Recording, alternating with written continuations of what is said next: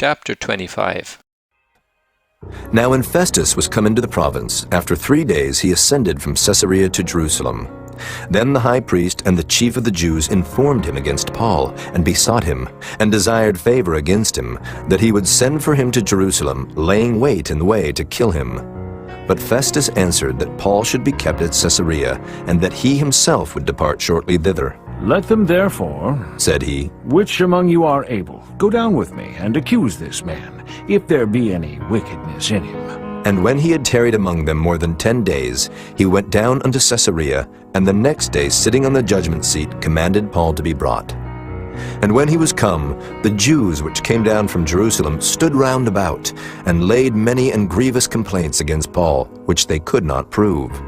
While he answered for himself, "Neither against the law of the Jews, neither against the temple, nor yet against Caesar have I offended anything at all."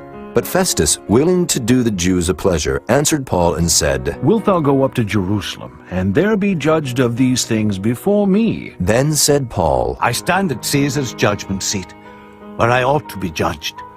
To the Jews have I done no wrong, as thou very well knowest. For if I be an offender, or have committed anything worthy of death, I refuse not to die. But if there be none of these things whereof these accuse me, no man may deliver me unto them.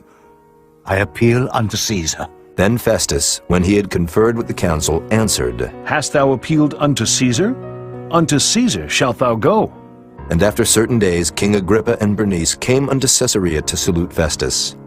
And when they had been there many days, Festus declared Paul's cause unto the king, saying, "There is a certain man left in bonds by Felix, about whom, when I was at Jerusalem, the chief priests and the elders of the Jews informed me, desiring to have judgment against him. To whom I answered, It is not the manner of the Romans to deliver any man to die, before that he which is accused have the accusers face to face, and have license to answer for himself concerning the crime laid against him. Therefore, when they were come hither, without any delay on the morrow, I sat on the judgment seat, and commanded the man to be brought forth. Against whom, when the accusers stood up, they brought none accusation of such things as I supposed, but had certain questions against him of their own superstition, and of one Jesus, which was dead, whom Paul affirmed to be alive. And because I doubted of such manner of questions, I asked him whether he would go to Jerusalem and there be judged of these matters.